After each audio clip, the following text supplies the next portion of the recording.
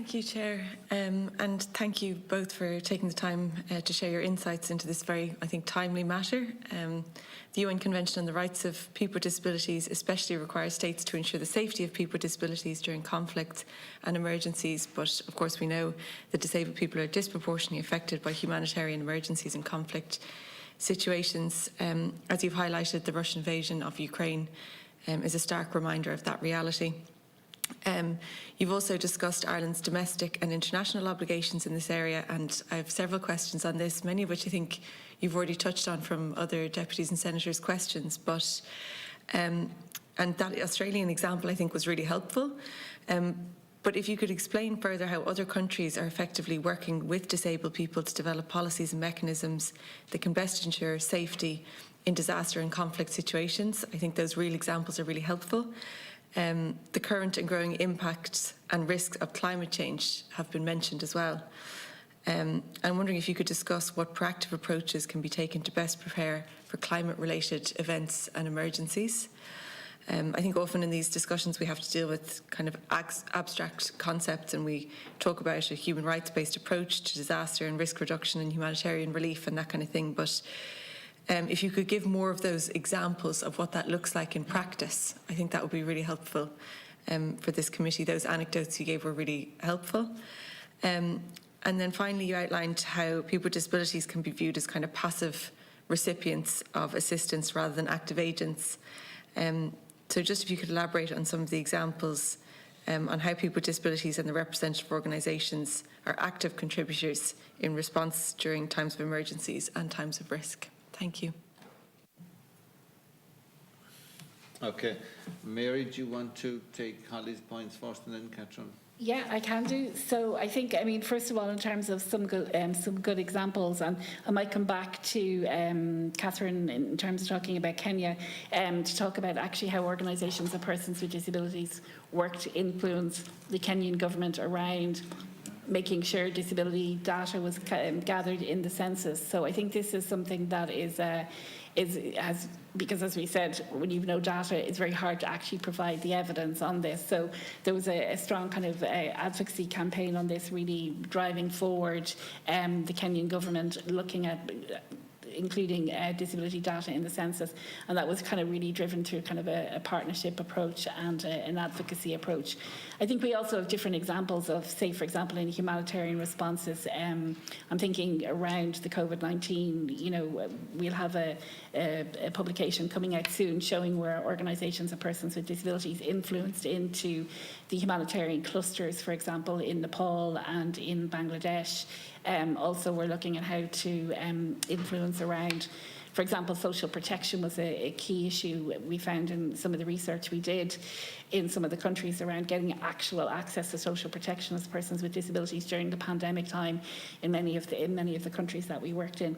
So a lot of, when we talk about the successes, they come from being able to have the data when it's there and the evidence, and then being able to really, you know, I mean, the rights-based approach, absolutely, it can be fairly high and lofty in many of the countries that we work in, and even in our own country when you're looking at it, it's not, you know, there's always a famous saying from years ago, you can't eat human rights, and that's the reality in many senses, because actually human rights are very important, we know that, but the reality is people's experience on the ground is quite different. So I think the influencing piece is really critical around that partnership piece, and we've kind of different examples we can share with the committee in terms of how this has happened in different countries we work in.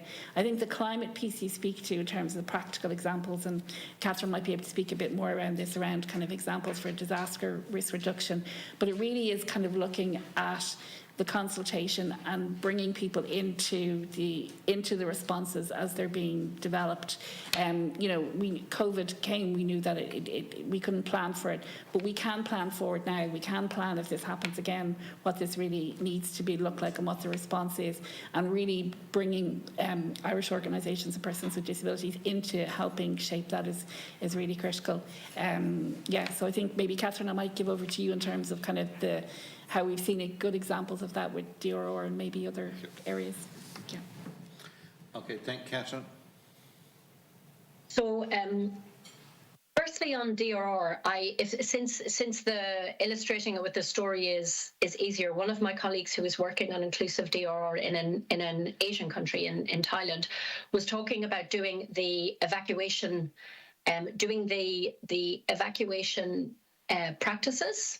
So with the army and with the emergency services and including DPOs. So actually what she said is, and this won't surprise any of you, is that people with disabilities from the population were the ones who helped find the answers. How do you, because if you're a wheelchair user, you know how you can get out of a building with a bit of help or with support or with putting it in place. The police or the army don't have to invent that themselves. They work with people and say, how would you usually manage yourself? What should we put in place to make sure it's safe? How do we reach you? How do we reach, and organizations of persons with disabilities, of course, they know where their members are. They know where they're living. They have their phone numbers. So like doing that together in this Thai context was meaning that the solutions were found much faster and the solutions were targeted towards the people who are living there, who knew how, what risks they faced and what were the biggest problems for them when there was a flood or a typhoon. So I think actively in the actual practices and in the simulations to have people with disabilities there helping find solutions and being part of it also will contribute to what was mentioned earlier by Erin McGreehan about the ableist attitude. It will overcome that because people with disabilities are used to being creative about how they need to get around within their communities because of all the barriers that are there. So that was leading on from Mary. I wanted to say, again, you mentioned something about the active contributors. And so we put on our website on the first week after the invasion of Ukraine links to our members who are working for people to directly support their work.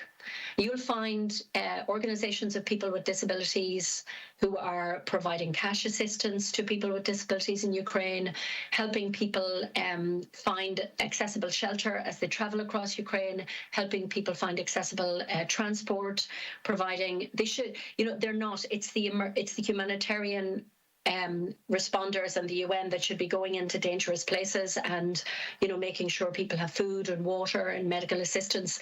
But in fact, the disability community have been doing this really proactively. And I was discussing with our Hungarian member, and they were explaining that their accessible transport, and they don't have much themselves.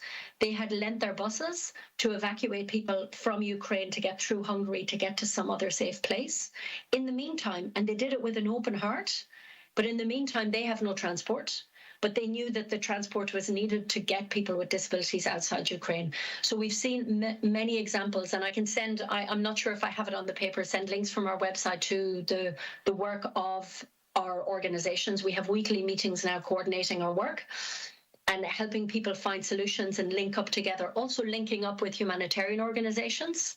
So the humanitarian organizations also are in a better position to do their job because they're the ones who have usually the means and the resources to be there in conflict and difficult settings.